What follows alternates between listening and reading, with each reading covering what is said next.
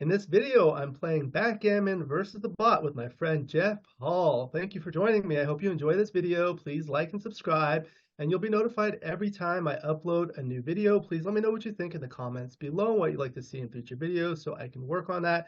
My book, Backgammon Strategies, is available. There's a link in the description to where you can get it. And if you're interested in lessons, please contact me via email. My email address is in the description. The Backgammon versus the Bot series is a popular series where I have a guest play a 3-point match with optional consulting against XG. And in this video, it's my pleasure to have my friend Geoff Hall. Thank you for joining me and welcome. Thanks, Alex. It's a pleasure to be part of your Backgammon series. Yes, happy to have you. How are you doing today? Good. Weather's reasonably mild for the UK at this time of the year, around 12 degrees. Yeah. We're all settled for that. We're expecting some colder weather in a week or two. But yeah, I watched a couple of matches earlier. I had teammates that were playing in the WBIF tournaments, and they both did well. So let's hope that I can continue that by doing well against XG tonight. Yeah, that's great. And you're in the central UK, is that correct? Yeah, I'm about 10 miles north of Banbury, around the Midlands, still about 80 miles from London. So it's sort of near to Stratford-upon-Avon, about 10 miles away from Stratford-upon-Avon. A nice part of the country. That's great. So we're going to be starting the match momentarily. I know you had some news you wanted to share. Well, I did. I thought I'd take this opportunity, if you didn't mind, Alex, to try and plug this new variant that I've devised called Switch Gammon. And it's a backgammon variant where you get to switch your current role with your upcoming role. For example, if you roll an innocuous 5-1, for example, you can say switch, and then you can opt to take your next roll instead. And now you might roll 4-4 or 6 or anything. So that's great. That gives you a big advantage. The disadvantage is your opponent knows that you have to play 5-1 on your next roll. So they can place their checkers in certain places, or they can be strategic as well to make your 5-1 not work very well. So it's available on the Backgammon Hub website, if you don't mind me plugging that. Alfie, who runs that, was keen on it. He liked the idea, and it's up and running. And we've got a ladder with about 25 players on at the moment playing it. That's great. I'll put a link in the description. What's the website? Is it backgammonhub.com? Yes, I believe so. Backgammonhub.com. Yes. Okay. Yeah, that sounds good. And maybe we can do a different video where we play one of those matches. That could be interesting. Yeah. I mean, the thing with that, Alex, is XG cannot analyze it because it doesn't know if the switch is correct or not. So, right, that would be hard to do. Yeah, absolutely. Okay, and then you were talking about a team. Yeah, actually, quite honoured, really. I was asked to captain the UK backgammon team with an upcoming friendly match against Germany, which will be an extremely strong opponent. And so I'm really excited, getting the team together and choosing. And that's fairly hot news. I was only told a few days ago from Martin Barkwell. And Chris Rogers, who's the current King captain, will continue with his duties, but it gives him a little bit of a break, and it allows me the opportunity to step in his shoes for a while and see how it goes. I'm really looking forward to it. Yes, that sounds good. I remember when Chris was doing the work with the McGreal Cup with Joe Russell in the United States versus UK. That was fun. But it is a warm-up effectively for that. So we're playing Germany in a similar format. I'm speaking to Volker Sonnenbang as we speak. We've been emailing, and we're going to set up a similar style of competition with some speed gammon, possibly some head-to-head and some doubles. So it should be really exciting. It's going to happen mid-April. Mid-May. Mid-May. That's great. I've had multiple Brits and Germans on my channel doing some videos, so that's going to be a lot of fun. Yeah, I've seen some strong players on your channel, so I hope I can at least try and keep up with some of them, because you've had some really strong players on on your Yeah, what video? I tell people is the purpose of these videos is number one, to have fun, and number two, to learn. So I don't really worry about errors. I see them more as an opportunity to learn. So I know some people get nervous, but that's not the idea. So I'll go ahead and share the screen. Here we go. Are you able to see that now? Yes, I can. Okay, great. I had mentioned I selected these colors. This is a Skin by Rain. It's a Jeffrey Parker board. Rain makes beautiful boards. I have a link in the description to where you can get it. I chose these colors because they match many of your colorful shirts. Where's the yellow? Yeah, this one didn't have yellow. I need to find something. So you're going to be playing the red checkers at the bottom. Extreme Gammon will be playing the blue checkers at the top. It's a 3-point match. The pip count is available, and you can consult with me, and you just let me know if you want to roll or you want to double, and we'll go from there. You're starting with an opening 5-2. Okay, I take it I don't get the option to switch in this game, so okay, I'm going to play traditional 13 to 8, and I'm going to do 24 to 22 and split my back checkers. Okay. Now 5-1. Now double 6. Okay, this is a decision already. So I'm going to bring 2 down to make the bar. That's and now the question is whether to hit on the 2-point, which is what I'm leaning towards. If I was being ultra aggressive, I'd go 13 to 1 and double hit, but I don't think that's right. Not at 3 away anyway. So I'm going to play to the bar 13 to 7, and I'm going to hit on the 2-point rather than. I mean, the other alternative as well, Alex, is to run the 22 check around after making the bar and turn it into sort of a racing game. Have you got any opinion on without asking? That's a good question, because I think sometimes I ask the guests, and it's great for you to ask me too about these, because we're going to have people of different levels. So it's good to kind of talk about different things. I think, first of all, it's a good roll no matter what, but you always want to make sure you play it right. So basically, when you have doubles, you have to kind of pause a little bit more, because there are more ways to play it. So you want to look at all your options. Oftentimes you play doubles in pairs. So you bring 2 checkers down, or you move 1 checker twice. And then you want to see what your priorities are, right?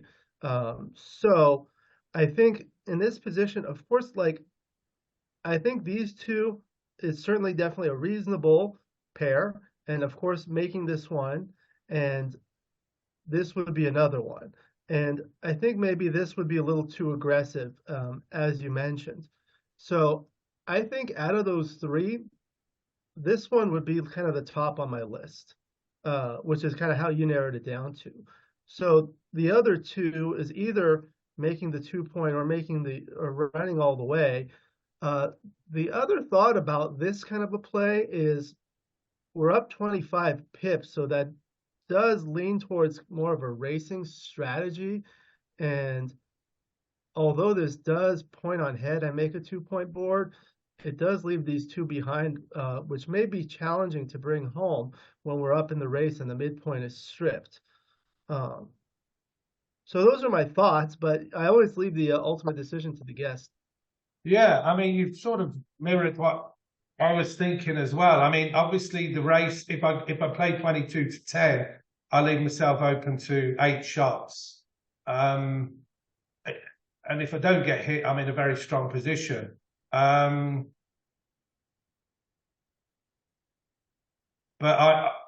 I'm leaning more towards hitting on the 2-point. Okay. It does look a bit chunky with the 5 checkers still on the 6-point, but I can't move them anyway. So right. Yeah, so we'll look at the analysis, and then afterwards I have another board set up. We can modify it to see what happens. okay. Okay. Now 3-1. Okay, I'm not going to offer the cube, even though the take point is slightly higher for XG. So when you say the take point is higher, as I said, we're going to have some players of different levels. What do you mean when you say take point is higher or lower? Well, I was comparing it to a money game at 3 away, 3 away. The take point would be 25%, which is slightly higher for the than it would be for money on a live cube, which obviously this is.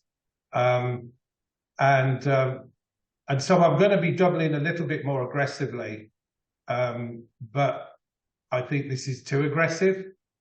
Despite being 20 pips ahead, I've still got 2 checkers to get round yet, and I've got a fairly what I would consider quite strict field. It's a bit rigid, my distribution after that double 6. So the take point will be high around. Blue will need around 25% to take, and I think he's comfortably got that at the moment. I don't know if you agree. Yeah, I agree. We'll look at it in the analysis afterwards, see what it is. Okay. Okay. Double 2. So here's the first one. Okay, that seems to be quite straightforward. I'm obviously hitting on the 22, and I'm going to make the 4 point. Don't think there's anything else. And now I will cube, depending on what, if he rolls 5-4 or something. That may have been one of the market losers. Yes, I agree. Now the question is whether it's too good. Yeah. I mean, I could almost take another roll. Can't see how, unless, like I say, I didn't improve an XG roll 5-4, then I'd be kicking myself a little bit. I've got a sneaking. I've got 2 checkers back though. It's certainly a double pass. Is it too good? So I'll probably look at the numbers that I can, like I can roll 3-1, 3, even 3-2, 2-1, double 4. They all make the 5 point, and even 5-3 is okay. I've got a lot of numbers that improve my position. If they come in, then I will probably just double them out anyway. So I would be tempted to roll on from here, but I might be wrong. Yeah, I agree, especially like at this score. One of the things I teach my students is if you're able to get to the Crawford game, that's a valuable score. So when you're 1 away, and then the opponent is more than 1 away, and there's no doubling, that's really valuable because you have a cushion there. So when you think about how you can win a gammon, it's just like the general concept is you win a gammon if you bear off all your checkers before your opponent bears one off. So how are the ways that you can do that? Well, you can keep your opponent from dancing and bring things home faster. You can hit more checkers if possible. That's not a possibility. But if we can make a 4-point board, that will be really nice. And all those numbers that you mentioned will make a 4-point board in addition to double 1, double 2, double 3, and double 5. So that's a lot, I think, and there's not much to lose by rolling. I think, to be honest, Alex, I mean, again, maybe we can look at this after if we were looking at tweaking positions. I think if my back checkers hadn't moved, then I would be more inclined to double. But the fact that I've got some flexibility there as well leads me to play on. Yeah. Okay, so we'll play on 2-1. So that was good. Yeah, I'll make the 5 point. Yeah.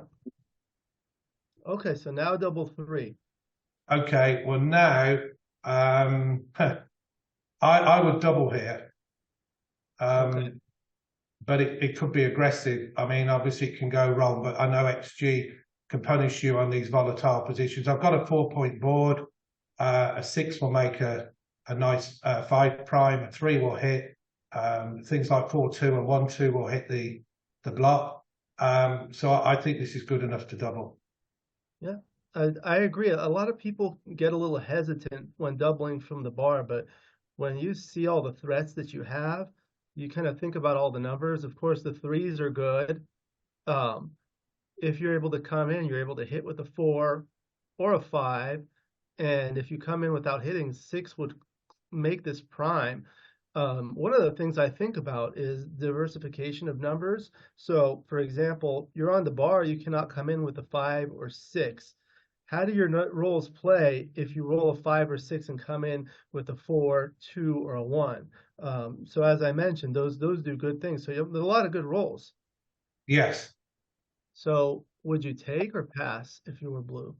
Well, that's a good question.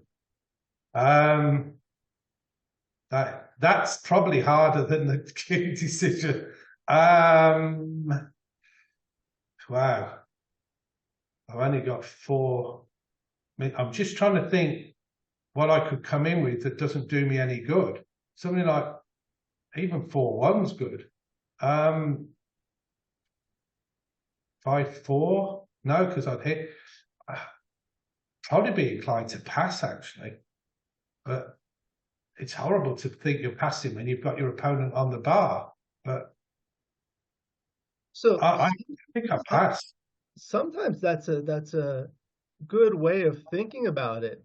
Like if you don't know whether it's a take or pass, then you should double. That's like Woolsey's law. But then once you kind of think about that, then do you think it may be too good? I'm not sure if it's too good quite yet. That's a good question as well. I hadn't. Yeah, I thought because I was on the bar and things can go wrong that it would probably. Also, blue has got the 5 point at the end of the day, so That's there is. very big. So I don't think it's too good. But having said that, I don't think it's a take either. But I'd be content with 1 point if XG gives this up. Okay, we'll see. My friend Steve Sachs says if it's not too good, it's too bad. Steve's a great. Yeah. Oh, it took. Okay, so 5-1. Okay, so I'm going to continue with the attack now. So I'm going to hit on the 3. Okay, so now a double gammon is very valuable. Okay. So double 4. 4's obvious. I can't move the other 2. So I guess it's 2 down. And I would probably come into the 5. Give myself a bit of flex. Okay. Yeah. 3-1. Okay, that was a good roll for blue. Okay. Double 2. Well, 23 to 21 is a definite.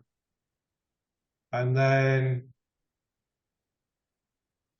8 to 6 is another one.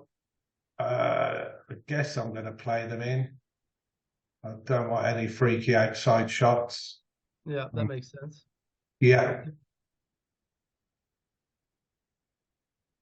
Okay, ran.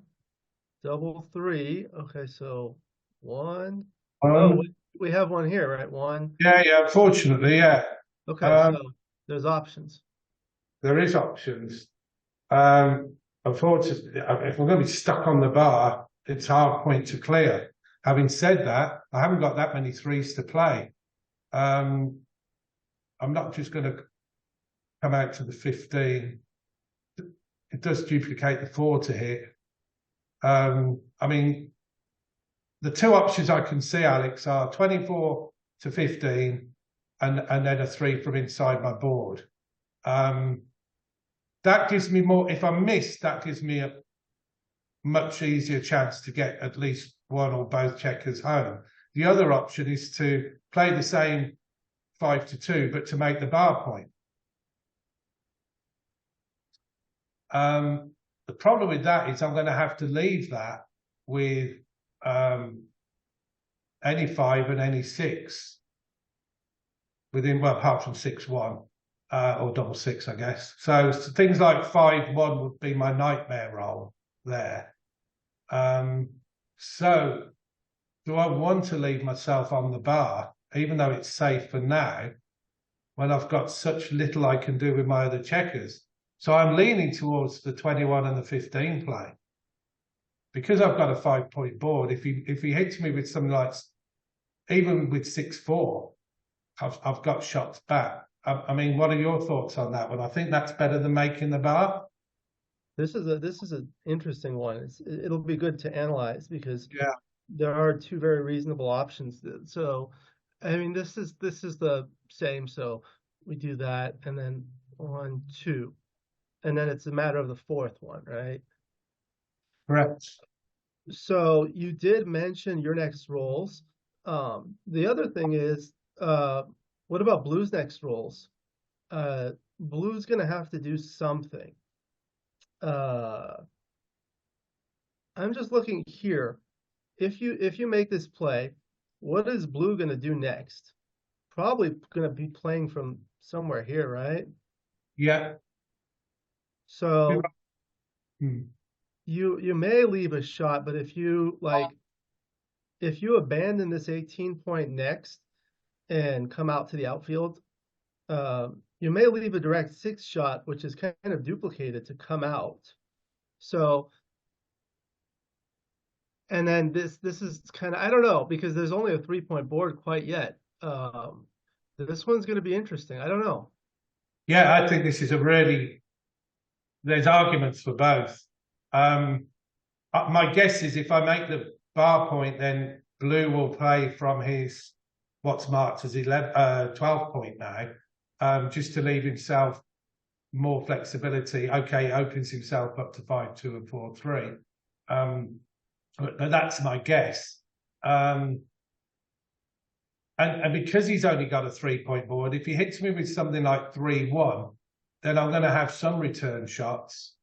It's quite difficult.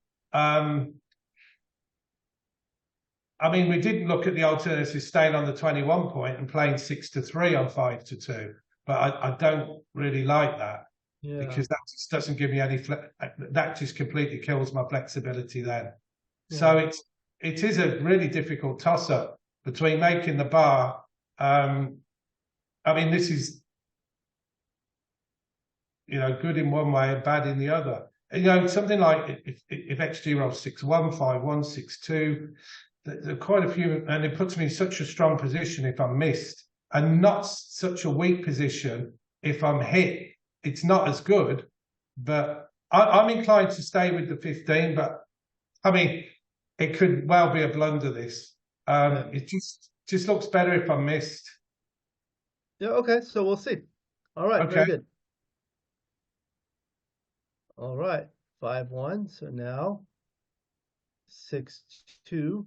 Okay. So I'm going to go 21-15, and although I like the checker on the 6 point, I may have to shift it into the 4 point. Yeah, I think that's nicer.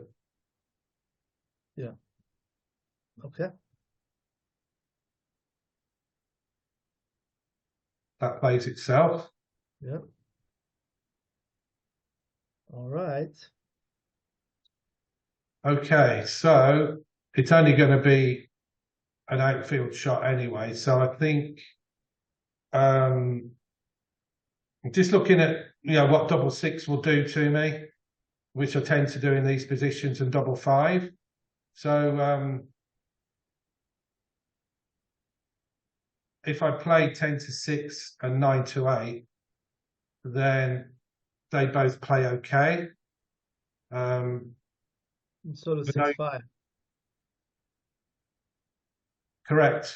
Yeah, I do like to not have checkers on the 6 point when he's holding the 1 point. So the alternative was just to go straight into the 5 point, and that still plays okay. That I can see. Double 5 is bad now though.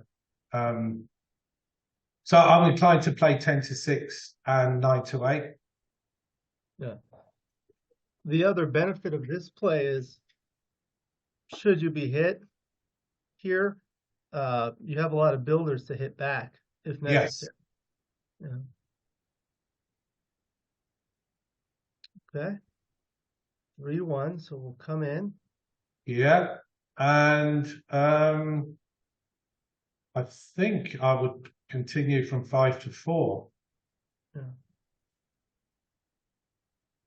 I've done a lot of studying on bearing in and bearing off against anchors. So in this case, it's an ace point game. So The anchor is on the 24, the ace point. Against an ace point game, against most anchors, you generally want to clear from the rear, and specifically from the ace point, you want to clear from the rear. So the 6 point is the highest. So that's the one you're going to want to clear. So you want to see what numbers you cannot play from the 6 point. In this case, it's 5. So 5s are blocked. So anytime we roll a 5, it's going to be forced to be played 5 off. So you kind of want to ensure that you have at least one 5 to play before you clear this. And then once you clear this, then it's going to be 4s. So I know this is the easy part, and I don't even know if you want to do this yet, but that might be an overplay. I considered that. I just thought it looked a bit stacky, but yeah. I agree. You don't want that. I think this is fine. Okay. Yeah. Okay. Well, the 3's the one that stands out for me to start with, because that's 6-3. Now the question is, well, obviously now it just means I'm going to take one off the 4 point. Right. And otherwise, I'm not going to play 6-2, 5-3. Right. You have 2 4s, so this is going to be the 4, and then this is going to be the 3. Okay. All right, now 6-5 is bad. There we go. Oh dear. Okay, we're missed. Okay. 6-4 is good. Yes. I have some gammons here. Yeah, definitely.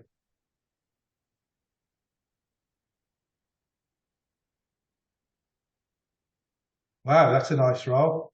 It is.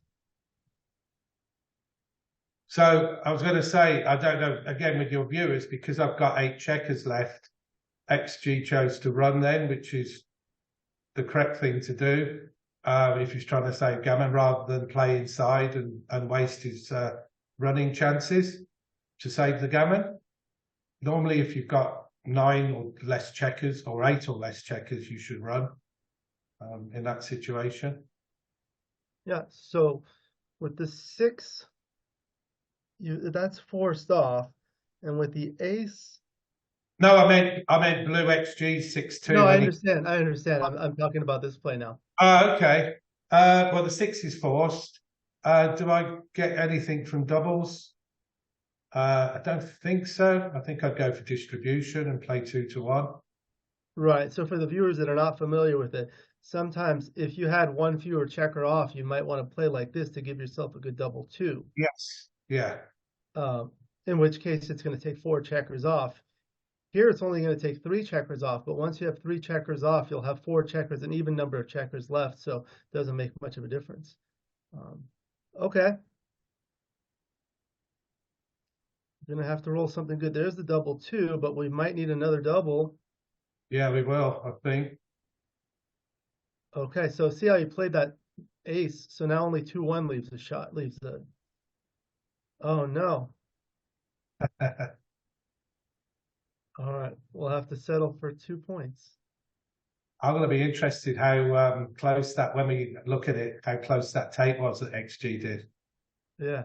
Okay, so it's a Crawford game, 6-1, now 4-1.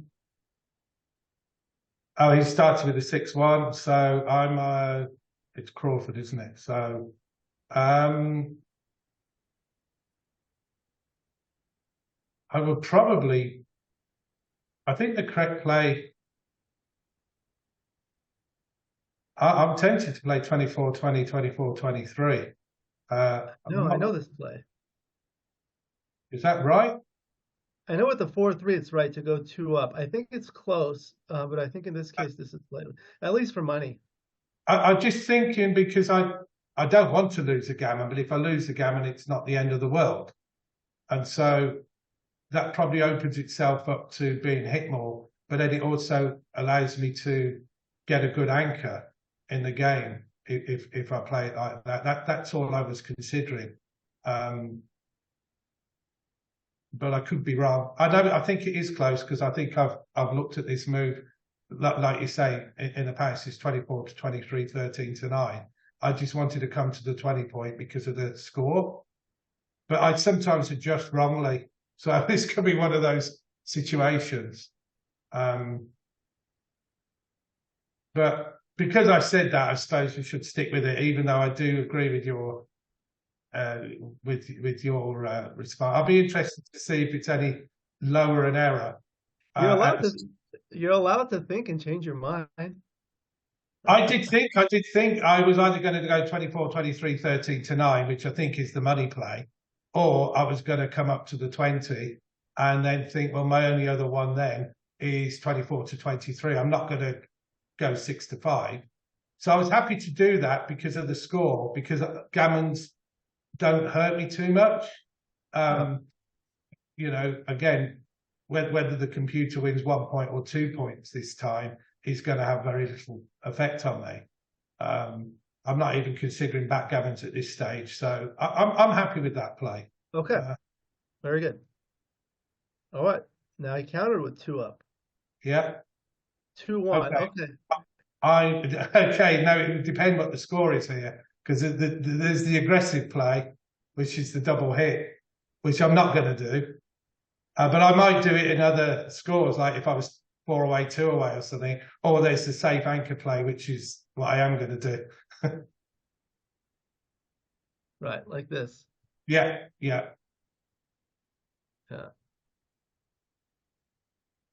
Okay. Now.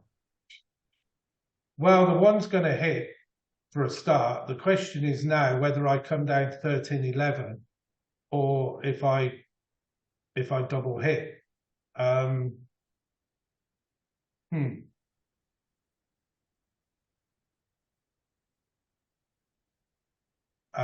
the answer is I'm not entirely sure. I'll probably be asking your views on this after, because this again, it's quite definitely hitting 6 to 5, so that's a definite. Question is, what do I do with the 2? I'm leaning towards, even though I didn't say I would do it last time, I'm leaning towards 6 to 4. Yeah, I think that's definitely reasonable. I remember reading in one of Bill Roberti's new books about the opening. He has a whole chapter on this and talked about, I believe, one of the criteria that favors doing this is if your opponent has a stronger board, which is kind of counterintuitive. But it does make sense. And also when you have an anchor, you can be a little bit more aggressive. And especially where are the locations of the blots that you're leaving. You're leaving them on points that you want to make. You're not putting it too deep. So I think this is definitely reasonable. We'll see on the analysis, but this is a good play. Thank you. I hope so. Okay. There we go. Now we have chances. I'll take the same number 3-2. Okay. For the 4 numbers, try and look at the one that I'm good, and then I'm not going to go through that again, so I'm going to just come down. It does leave a dot. I mean, it's just so wrong to hit 8 to 3. Yeah, that's too much. There's just too much. So yeah, 13 to 4. Right. The previous play left 2 blots, but there were 2 checkers in the air. This one, there's only going to be 1 on the bar with 2 blots. So yes. Not as effective. Okay. Got hit. Okay, can't hit back. And the question is where to come in first. Right. Quite way behind. I'm tempted to come in on, I think I've got enough time to come in on the 23, cause some problems, and then I'll just play 13 to 8. Yeah, these plays from the bar are always interesting. And sometimes the way I think about it is kind of think about what you're going to do on one half of the move and what are you going to do with the other half of the move. So the half that you're going to come in, would you rather be on the 20 or the 23? I mean, I don't think it's huge, but I think having the spare here will allow you to pop out, and there's still plenty of time to be able to hold this anchor. However, then where's the 2? You'd have to play 6, which kind of strips your structure. On the other hand, if you come in with the 2, you're able to redistribute a spare so you don't have a stripped points and stacked points too much. So I think this is reasonable for sure. Yeah, I agree with what you said as well. I didn't have a good, if I'd have had a good 2, I might have been more tempted coming on the 20. Okay. So 6-1, and now 6-5. So I can. And I probably will. Again, I'm not concerned about gammons, but I can't see a very good alternative apart from 7 and 3, which isn't really anything. It's just going to allow blue to just work his way around. But I've got a slightly better board than blue, so I would hit 20 to 9. yeah. One of the things I tell people is there are basically 4 primary strategies to win in backgammon. There's a simple racing game where you just bring your checkers home. There's a priming game where you block the opponent. There's an attacking or blitzing game. And the 4th one is a defensive strategy, like a holding game, like what we have. And the idea behind the holding game is you want to hold it and until the time where you can get a shot. Well, here's the time where we get a shot. So I think it's a good opportunity to take advantage of it, especially given the board strength and all the things you mentioned. Okay, 5-2, and now, what are you thinking would be a good roll for you here? Double 3 wouldn't go miss. Anything with the 3 is pretty good. I'd like to anchor up again. Yeah. So, I mean, 3-1 would give me a pause to a dilemma. So yeah, double 3 would be, I think, my best roll. And then any of the 3 really is I would take that. Things like 6-1 are reasonable, but I don't like having that open block now on the 20 point with 10 checkers looking at it. Right. I think sometimes just thinking about this before you roll will help you when you actually roll, because that way you won't miss something. Okay, good point. So 6-1, so that's the one. I mean, I can get the 20 point out of danger, but I'm behind in the race. I don't care about gammons. So, I mean, I don't want to lose you lose a gammon, you lose the game. So I'm still trying to win the game. That is a nice bit of a block there. It does give him a lot of return shots. And even if I run out, Alex, he's still got a lot of nice shots to make that 5 point or 4 point. You know, things like 6-2, 5-1, 6-4, they're all pretty good numbers. I'm looking at a possible tempo as well. You know, to stop him making these points, I could hit him. I've got a better board. I'm behind in the race, so that criteria suggests that. But it just, I can't think what I would do. The one is just going to be either too big at 8-7 or a bit not big enough by going 9-8. I mean, it certainly stops him from pouncing on me. But now I've lost a good structure, whereas 6-1 gives me a good structure at making the bar. It just how important is it with that one under threat? I think I'm leaning towards this, although the hit could be the correct play here. Have you got thoughts on this? I agree with you. Sometimes one of the things I like to look at is look at the opponent's good numbers after you make one play and see how they play when you make the other play. So like say we do this. What are the good rolls? Well, point making rolls with 5s, 3s, and 1s, as well as even numbered rolls with 2s, 4s, and 6s, and also 7s. So how do those rolls play? I mean, they play the same basically here, but now they're blocked here. I don't see a lot of duplication other than, you know, 5s can be used to come out here. but also be used here too. What about the hit?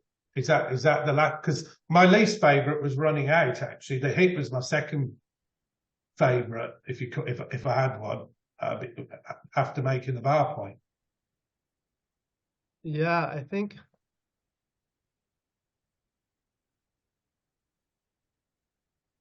I don't think I would hit just because the main reason is the ace is not good. Yeah, that's what put me off actually as well. Yeah. So it is the bar point it is. Okay. Okay, so that was a good number anyway. Yeah, it was a good roll for him anyway. Okay. Oh dear. Okay, so double Okay, two. a One, little bit two. of reprieve. So, this is I've had a lot of. It seems that I've had some quite difficult decisions here because there is an argument to hit him twice because of the two blocks.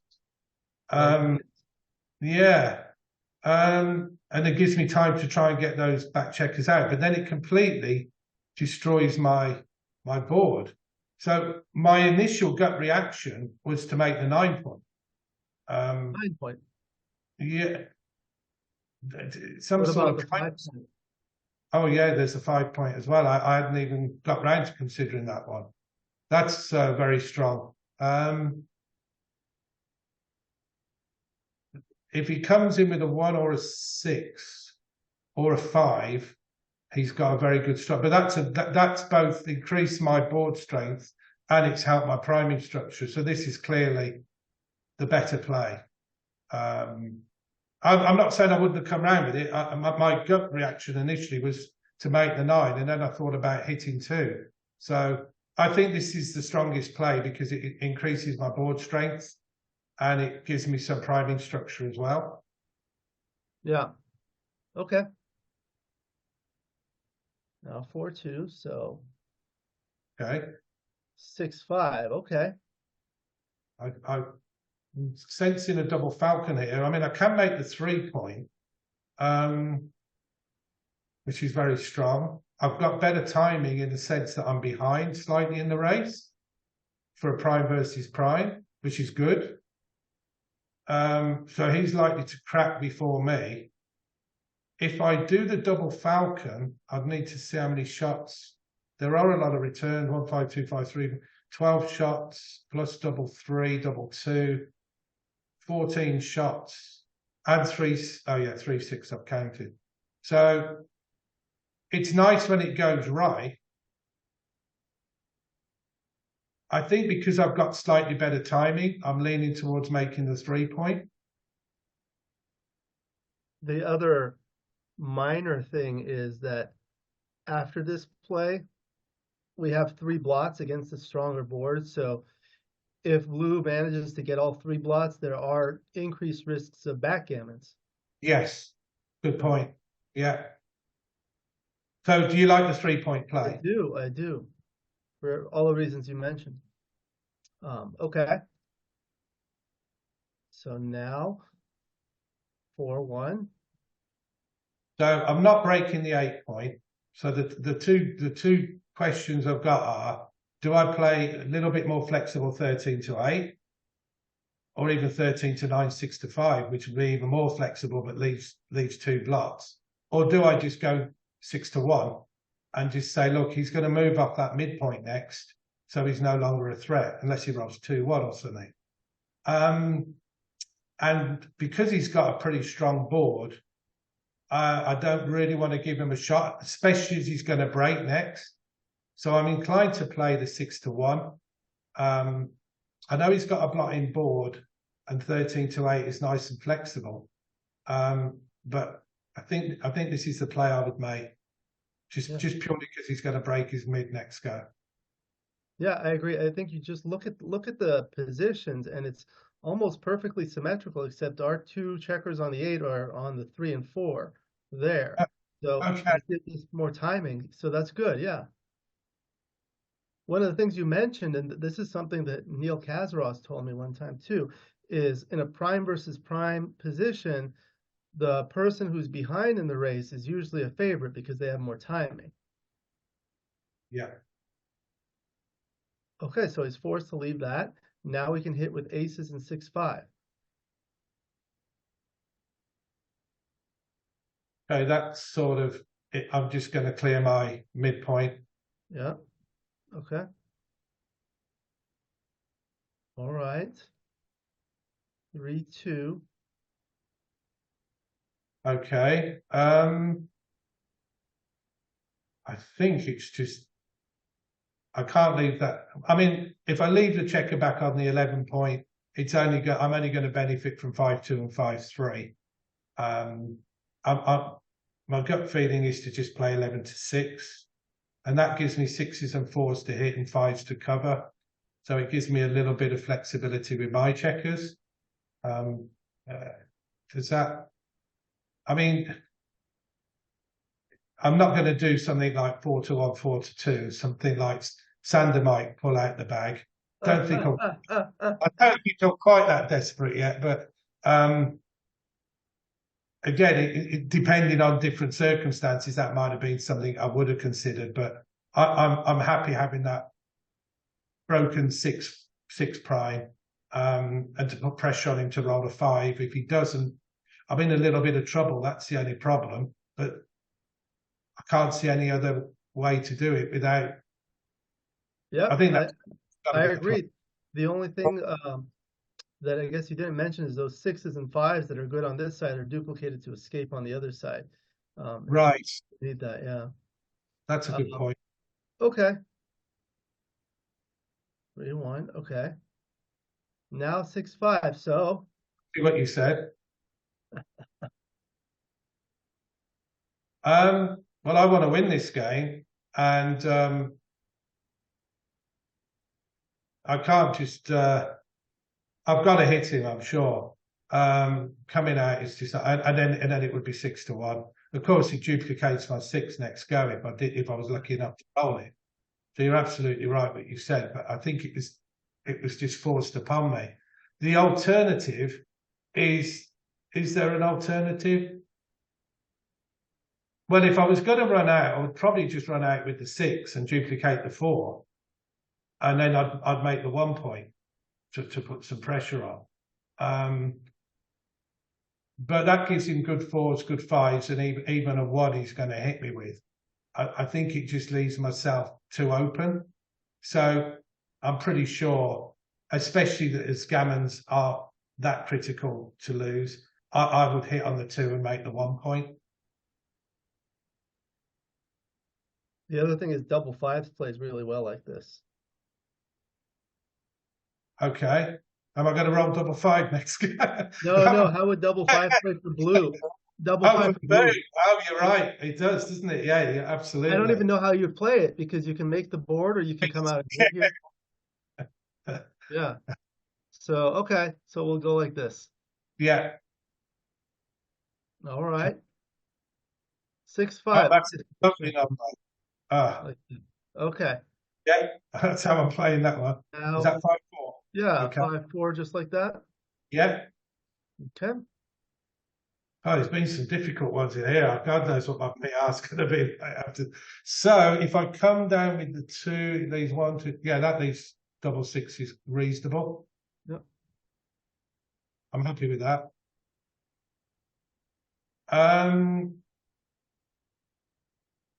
think if I play to the 5 point, that doesn't give me double 6s, does it? No, it doesn't. The only way you can save double 6s is like this. But really? Oh well, you were quick to work that out. Because you don't want to bring money. You could not. Yes, you're right. I think I'm going to have to risk a double 6 somewhere on the line. So I think I would come in on the 5 point. Yeah. And now I would come into the 12-7 and 8-4 seems to. That gives me 5. When you're bearing in and bearing off against this type of contact and you don't need gammons, you don't want extra checkers on your 6 point because that's what you want to clear. Okay, so I'm going to Yeah, go on. Yeah, that's perfect. Yeah. I'm going to clear the 6 now. And plays itself. I should get this bit right. I'm going to clear the 5. Yeah. All right, looks like it's going to be a win. So I'll play the rest out, then I'll pause for just a moment to save it. Then we'll look at the analysis. Do you think XG's won the PR battle? XG always wins the PR battle. There were some interesting moves there. There were some really quite ones on another day I could have played in a slightly different way. Yeah. So we'll take a look. Okay, now we'll analyze the match. So, well played overall. Let's see, there were some interesting ones that we wanted to look at. So we'll kind of go through each one. The 5-2 was standard, and the double 6. This is one of the ones we were thinking about.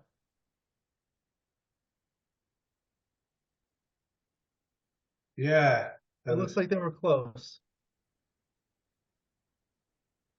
Yeah, I'm happy with that. If it's less than 20, the fact that I was considering that as a definite option, I'm quite pleased with that.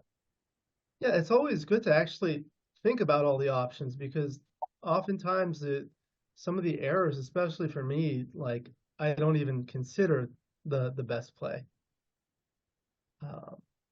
I can see that big red double 3 coming up, so obviously I know that Oh, yeah. was me being a little bit too We'll get extravagant. there. We'll get there. So the double 2, this was pretty clear. Yeah. The 4 point. And then the 2-1. Oh, okay. So what about the cube decision here? This was too good, right? Oh, I'm pleased about that as well. Yeah, that's what we were thinking about. We said it's a pass, and then we said, well, is it too good? And then roll the double 3. Then there was the cube decision. And this one was correct to double, and not too good. Now, I wonder, we can set this up. Do you see this other board now? We can change the score, like make it a 5-point match, and see how that would change things. So that's about the same. Now, what happens is if you're 4 away, 1 away, this might even be closer to a pass. Because of being 4 away? Yeah, yes. You see that? Yeah, and one thing I'd be interested in, Alex, is when it was too good last roll, before I rolled the 2-1, when we looked at the roll, yes. If you put, I've just got this. If you put my 2 back checkers back on the 20, yes. I'm just thinking I would probably double now. No, it's not too good. Oh, it's still too good. Look at that. Oh, gosh, it didn't. Okay, so that back checker flexibility wasn't as important as I thought. I think I've studied some of these blitz positions, in particular the early blitz with double 5s and double 3s and so forth. And I've done these kinds of modifications. So, like, for example, if you have like a 5-4 followed by a double 5, okay, now you have a cube decision, right? So this is a small double for, well, let's look at for money. For money, okay. So how can we improve red's position? There are multiple different ways. One way is by splitting the back checkers. So this was a 6-16. How much improvement does that give? It goes to 683, so almost about 70, right? But if you bring another checker down, here, that's huge. You see how much that jumped? So I think the idea here is this doesn't make too much of a difference as so much as the number of checkers in the zone, because you just want to close this out or make right. Yeah. Good. Yeah. I think that was good. Good. Okay. So then we had the 5-1, which was clear to come in and hit. And then the double 4 was, let's see, these were close. Oh, wow, they were close. Oh, this play. I'm leaving the 2. I guess that leaves more space here to play, but no big deal. Now the double 2. This was right.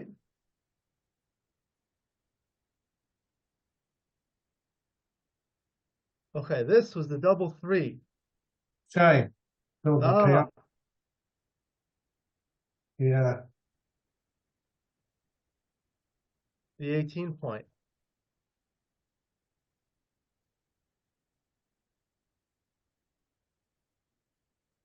Yeah. Okay, I've obviously,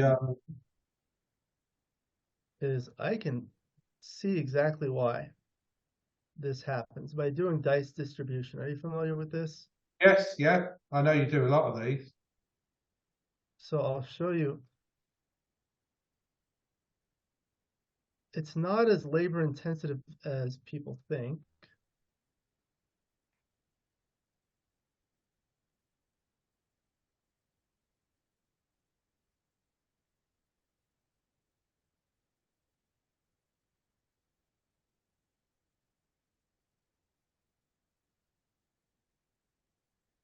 Okay, so this was the top play of making the 18 point, and it looks like this. So this is going to be play A, and this is play B, the one we selected, like this.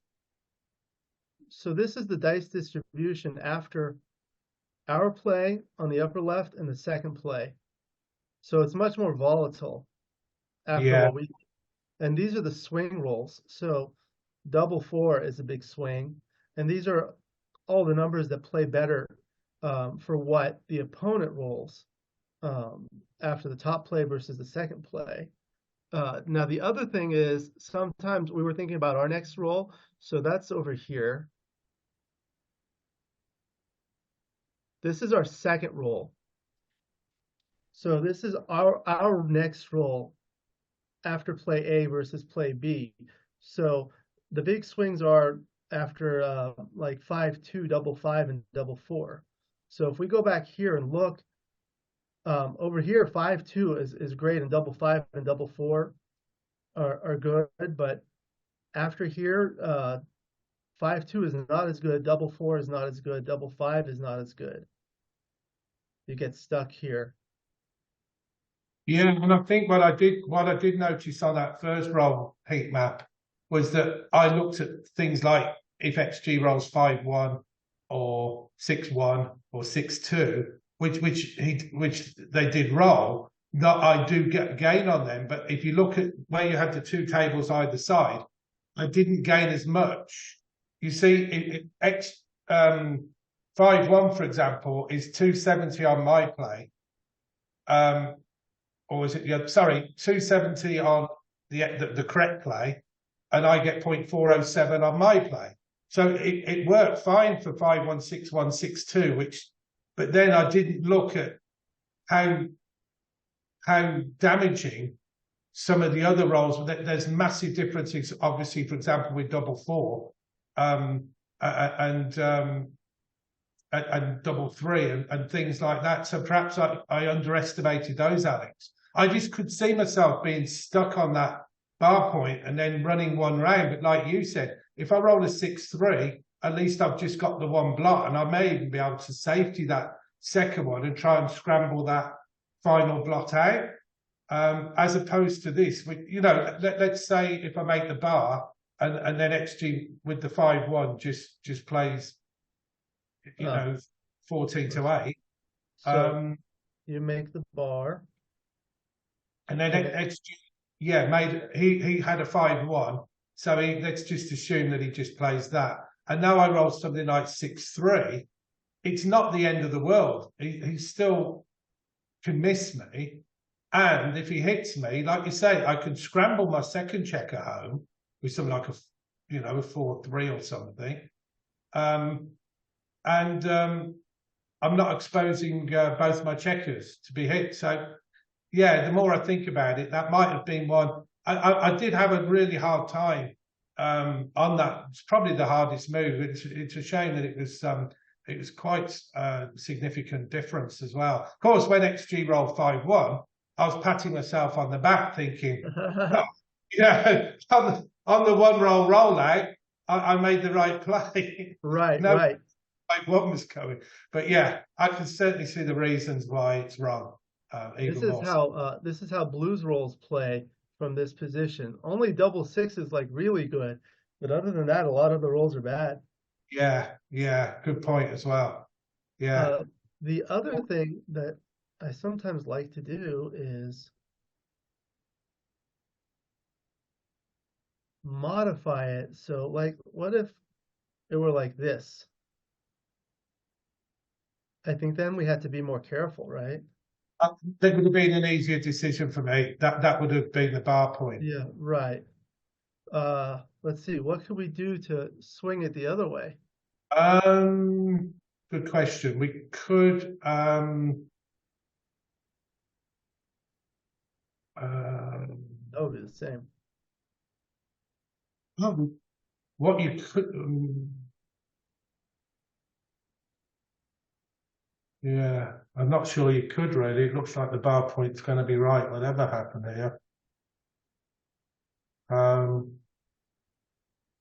It's that duplication, you know, it's 3s and 4s. If you could duplicate in some way, but you'd have to move blues checkers back to the 11 point, which would be a bit strange. Yeah. Like if he had a pile of checkers on that point for some unknown reason, Yeah. it may sway it more because it just, you know, if you move the 4 checkers from the 12 point to the 11 point, for example, Oh yeah. it probably still won't be right, but it might lean more towards it. Yeah. Not really. Well, it's a less of a blunder. Oh no, this is the moment. Oh. Yeah, this is the one. 24 to 18, 20. Oh, yes, you're right. Yes, yeah. Yeah. Okay, so good. Oh, actually, no, I've actually, because by doing that, I've taken away the contact from the bar point. So obviously it's worse. Right, right. Okay, so the 6-2 was just a safety, and then the 6-5 was a straightforward, and it was mostly straightforward from here. This was looks like here the top plays were all close. Yeah. Didn't much matter. Okay, and here the 8-4 was better. And then from here, it was just pretty straightforward from here. We did leave a shot on the 6-5, but then after that,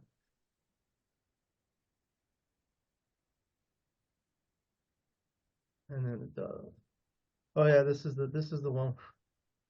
Did want me The to play? 6-1. They were tied. Yeah. Double 2. And that was it. Okay, so we'll go to this game. Then we had the 4-1. So yes. It is close. There, yeah.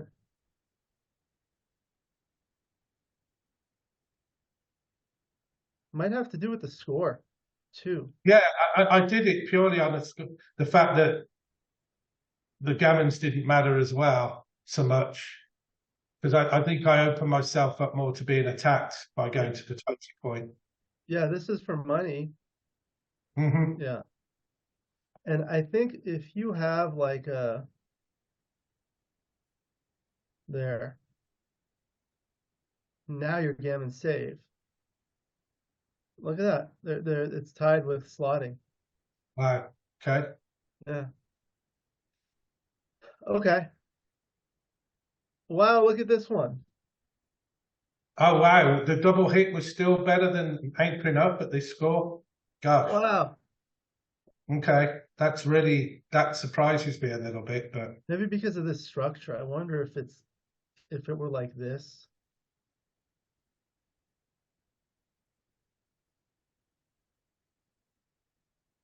Now they're still close. yeah, I mean I was just looking at But the breakdown, actually, Alex, you do win more games by double hitting, but you certainly lose a lot more gammons. And Right, this is the original position. Okay. But you only lose 4% more gammons. Here, this is the original position at the score. So you Oh, lose sorry, no, you lose. Oh, okay, so you lose 9% more gammons. compared with winning 2% more, and I don't want to win gammons, so I'm still a bit. Why is that coming out then as the better play? If you win 2% more games, but you lose 9% more gammons. Oh, is it because gammons don't matter? No, our gammons, we want to look at the gammon losses. The gammon value for blue is very little. Yeah, it doesn't really make any difference to us. It doesn't matter, yeah. So you just go with the DMP kind of play. Interesting. Yeah, actually thinking about it now, yeah. I was saying all along, gammons don't matter in here, but I played a very safe, non-gammonish play. Yeah. I probably still would have played it anyway, if I'm being fair. It's lovely to have that 20 point when Blues made the bar point. But yeah, I've learned something there. Well, what if it's like the first game?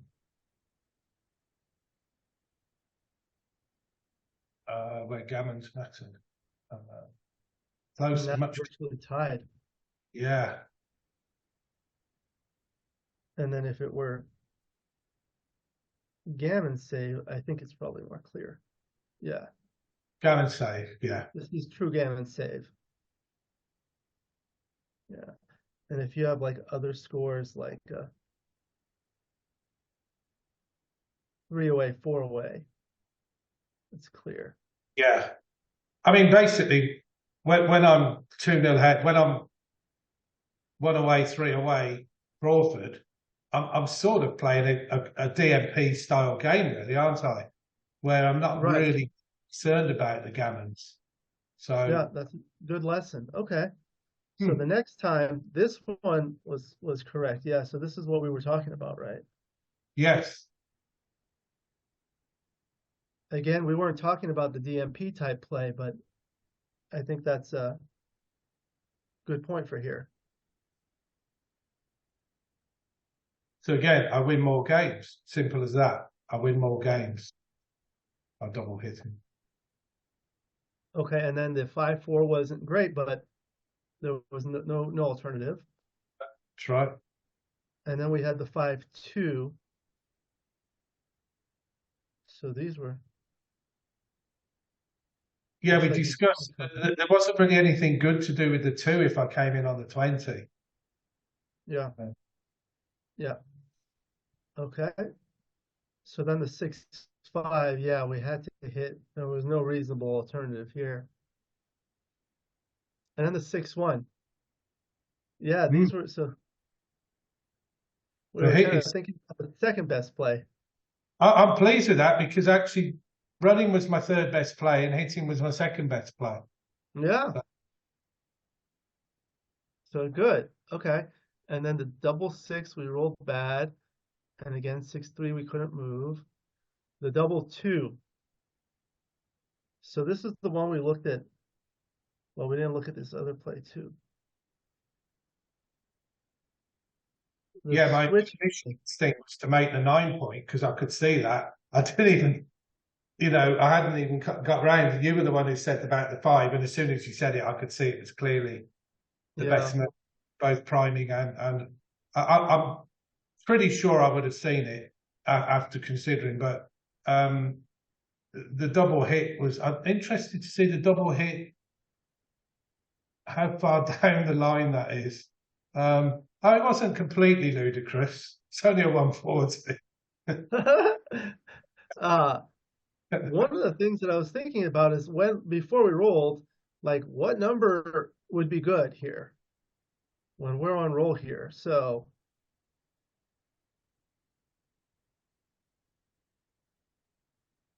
double 2 is the worst for blue for us here. So this is after blue played the 5-4. So this position. Now we have 2 on the bar. And then I'm looking at the dice distribution here. So these are our next rolls from the bar. What is this? Here? Yeah, here. So these are red's next rolls, and negative is good for us. So the double 2 was our best roll. Yes, by a long way. Yeah. Yeah. It makes sense. We're in a bit of trouble if we don't roll a 2. And that's kind of like one of the things I was mentioning before is what would I like to roll and what would be good from here? Yeah. Yeah, we said the following roll we'd like to roll after the double 2. We said anything. Right. But like ideally, like we want to bring in both checkers and do something else. And I think this does the most, making the hit point.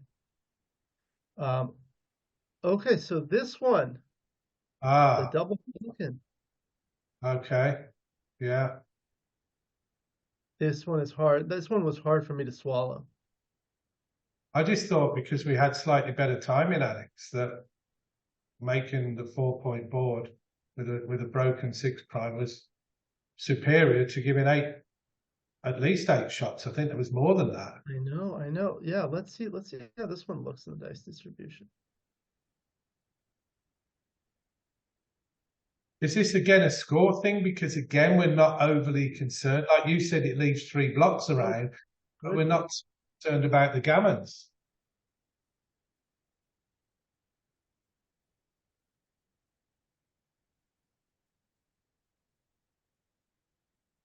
Okay. I mean, it wins us almost 4.8% more games, almost 5%, but we lose 5% more gammons. Okay, so here's the dice distribution. For play A looks like this. Okay. And play B looks like this.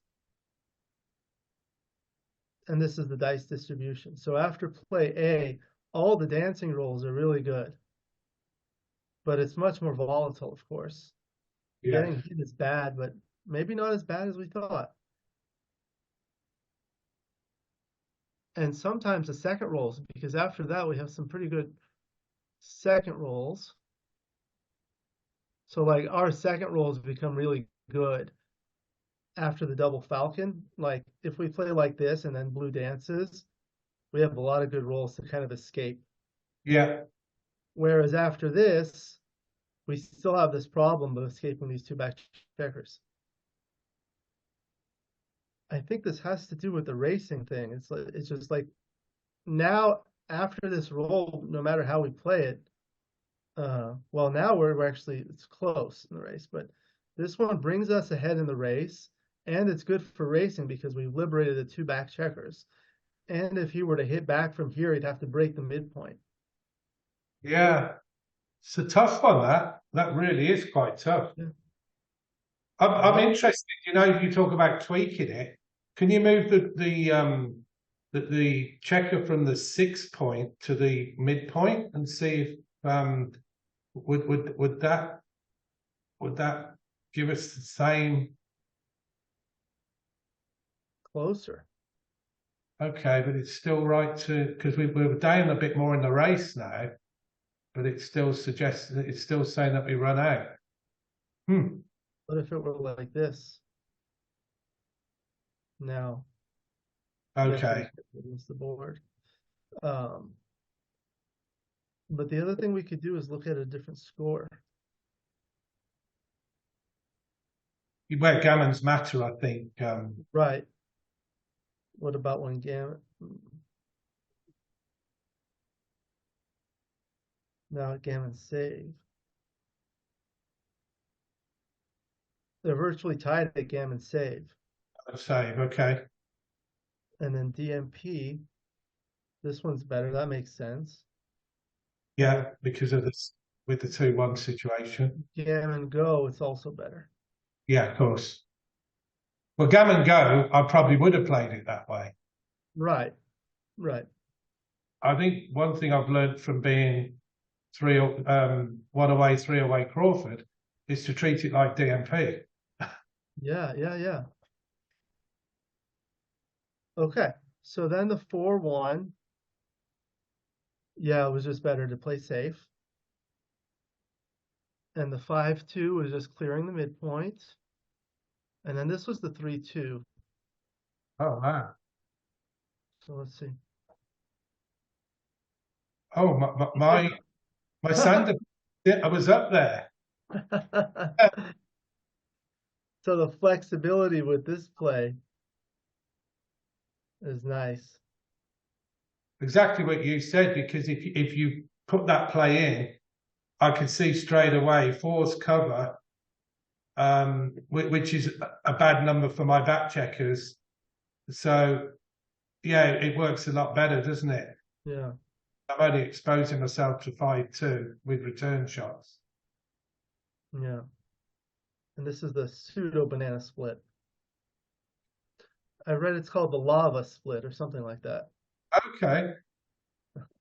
I must admit, I would have played 11-6 over the lava split, and that I sort of mentioned I might have done at certain scores, but not at this one. But again, it just goes to show that although my gammons go up, my win rate's pretty high with that. Yeah. With that. Interesting. All right, then this 6-5. This is the one we couldn't really do anything else. No. We had to hit and cover. And then this was perfect. And then from here was pretty much smooth sailing. Nothing major here. This is the one we were looking at, and all the top plays were close. Yeah, 12-11, 8. Oh, this was the one that saved from double sixes. Which is the one you said, actually, in fairness. Yeah. I think. Go ahead. I was going to say, there's nothing really wrong with putting a checker on the 3-point anyway, when you're just trying to clear.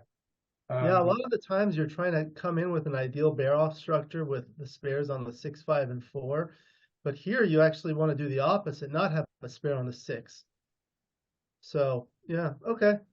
Not a big deal anyway. That's a good catch, though, that you did, because it did save to double 6, like you said. Yeah. So 5, 4, and then the 7, 3, 5, 3. I like that one better. No, tied. And then this was all just smooth sailing. So those two, really, it was just those two blunders, wasn't it? That because it was a shortish match. Yeah. Was that pretty much the only? Yeah, it's a shame because it was. When it's a short match like that, obviously, but there were some quite difficult decisions that I got right as well. I'm quite pleased about that. Yeah. There were some good ones. Okay, so let me go ahead and stop this. All right, so that was very good. It was actually a good match, an interesting match, and well played, enjoyable, and educational. You have any thoughts, final comments, or thoughts? Actually, it's made me think about the, what a difference the score does really make to some of these moves. And it was strange because I was actually saying to you at the start of that second game that I don't want to lose a gammon, but it means the same as losing a game. And it's made me think now, if I don't mind losing a gammon, just go into DMP mode. Just play it like a DMP. And then I might approach it slightly differently. What is my best way to win? Forget the gammons. What's my best chance of winning this game? Like the 6-5, for example, with the hit and the 2-1 even.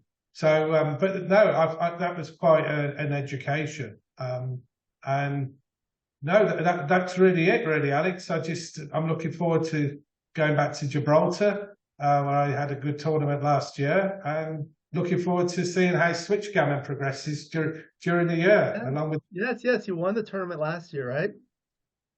Yeah, I did. I had a really good tournament last year. Yeah, right, and it's a nice place to visit. So good luck with all that. I enjoyed this, and then maybe we can do another video in the future with a switch gammon, or if you want to do an interview or something like that. That would be great. Yeah, I'd love to see you on there sometime, Alex. Come over to the Backgammon Hub and come and challenge me on the ladder, and I'll give you a game Okay, sometime. we'll put that link. I'll find it. I think it's backgammonhub.com. If not, I'll put the correct link in the Like description.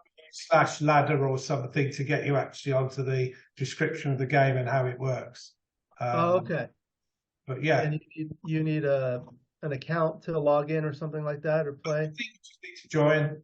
Okay. It's pretty straightforward. There's no charge or anything. There's some very strong players on there. In fact, we're currently playing in the Julia Hayward has set up the UK national charity again for this year, and so Oh, we've just started that. It's a 5 life Swiss format, so it goes on for some time, and that's played on the hub mainly. So it's got some very strong players of Gaz Owen, Reese Hodges. I'm scared now of missing out some really strong, but there's a lot of very strong players on that side. Oliver Squire. Oliver Square, Sebastian Wilkinson. I don't think Seb plays, Okay. but I don't think Tim Cross plays either. Tim But Crossan. you've got your work cut out anyway. So Well, if Julia Haywood is organizing that, she's like one of the premier tournament directors in the UK and in the world, so she knows what she's doing. oh, she handles it really well, and yeah, it's a fun tournament. I've done reasonably well. Well, I've done very well in that tournament as well in prior ones, so I'll be hoping to do a similar performance this time. And it's always well run when Julia runs it. Yeah. All right. Well, great. It was such a pleasure having you. I enjoyed it very much, and you're welcome to come back for other videos. Well, thanks, Alex. And next time, tell me what board you're going to have, and I'll match the shirt next time. I have a number of these boards by Rain. Do you have any of those Rain skins on No, your? but actually, having seen this one today, it's tempting me. I need to go and get one because he does do a fantastic job with them. It's fantastic, and the rates are very affordable. There's just to mention, there's another one where you could do it for free, the Orel one. I have a video of that too. These ones are a little bit higher quality. I think you've convinced me after tonight. Of I had a little bit of last year. I had a little bit of trouble. I had an eye injury, so I haven't got complete focus in my left eye. Okay. And so I want distinct colours, and I found your board, even though it might not have looked like it was some of my mood, but I found your board very distinctive. And I play on Heroes quite a lot, and I sometimes think, oh, just wish I had a little bit more of that standout colour. So I need to. I don't know if I can transport it onto that platform if I get it from Rain, or if it just works on XG. Yeah, I'm not sure about that, but that's actually something I've given a lot of thought to in the recent California State Backgammon Championships here in Los Angeles. I was doing the commentary for the streaming, and I specifically took my board. I have an FM Gammon board, which is basically the picture in my background, but I don't know if you're familiar with those. You can change the surfaces. So what I specifically did exactly for the stream is I put a surface where the field color is a medium gray and the points are black and white for maximum contrast, and the checkers were bright red and bright blue. And the viewers on the stream found that that was very, very helpful to see. I think that's very important. Yeah, I think it's not a case of you're not trying to look at blending or matching. Like you said, that's a perfect combination: black, grey, blue, and red, because they really are going to pop out at you, especially for people who are watching it. So yeah, I will 100% get in touch with Rain at some point and get him Yeah. to see what he can come up with, something to match some of my shirts. I'm sure he can. If you have a board, he can design one after your board, or I think you can probably specify it. I have a link to his PayPal and his YouTube videos in all the descriptions, so you can go see that. Perfect. I will follow that, and I will be looking at some more of your videos. and I'll be looking at myself again saying, oh, how did I play that double three like that? Yeah. It's been a pleasure having you. And one of the things that sometimes I did once is had two guests for consulting doubles or triples with me. I did that, and I know my friend and your friend John Georgiou was possibly interested in doing that. So maybe we can set that up. That would be fun. Yeah, I don't know if we'd agree much on most of the moves. It's the only thing, but it could be fun for you. Well, I feel like that kind of an experience is very good because you can hear both sides of an argument and it's almost like a debate, and that's a good learning experience too. I know that you said, I know John's a good friend, and I know that, and then you said like with your videos, people watch them because they learn from them. And I thought what I learned from John Georgiou's video with the way he played double four, I learned that I should be playing him for more money the next time I play it. But no, I mean, John's great. He joins in with the Chouettes sometimes, and it's always a little bit different because John's got his way of playing, and normally most of us have got another way of playing. Yeah, John can put up a good argument at times, and he's not always far away with his reasoning. He's not what I call it. He's not a crazy person. He's not a daft person. He's got some reasoning. Sometimes his logic isn't quite on par, but you saw tonight, neither is mine. And Right. I think, I really appreciate all the things that he does because he's very good for the game, all of his contributions, all of his videos. If we had more people like that, it would be great. And he's just started a club up. I'm sure he'll want me to say this, in Cheltenham, in the UK. He told me because he was asking me what he can do to start a club. And I had heard from here, like, I don't know how it is in the UK, but in the US, we have this meetup.com, which can help with that. I don't know if that helped, but I know he's on his way to making a good club there. He's been, since he's been in the backgammon community, he's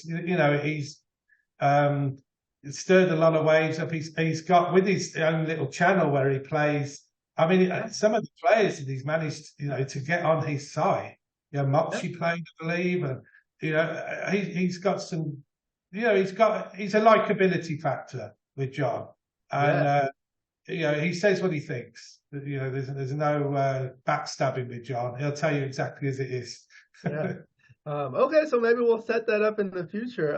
Thank you again so much. I really appreciate it. It was a pleasure to meet you virtually. I always tell people I play and I meet with and I do all these videos with people on the other side of the world, and it's always my hope to be able to meet them in person one time. I know sometimes you come to Las Vegas or something, right? I'm actually due there next month.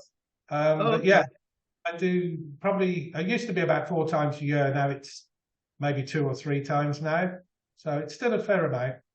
It's difficult for me to travel because of my work and family obligations. But if you're in Las Vegas, it's just a short drive to Los Angeles. And if you're ever here in Los Angeles, you can be my guest. I'll welcome you. We can play in Chouettes. I'll take you out to dinner. Oh, that's definitely something to earmark because, like you say, it's not far. I drive when I'm in Vegas as well. It sounds good. We could hook up in America sometime. I've got friends in California as well.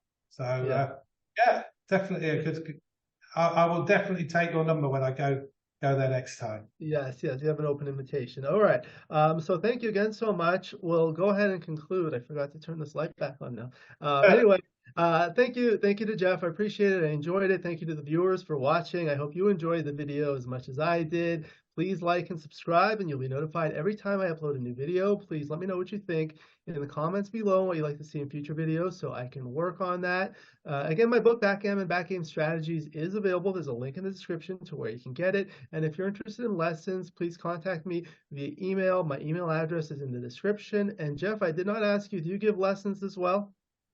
No, I don't. No. Okay, so no problem there. I was going to ask you for the contact information. Thank you. We don't need to do that. I look forward to seeing everyone in future videos. And until then, keep rolling your dice.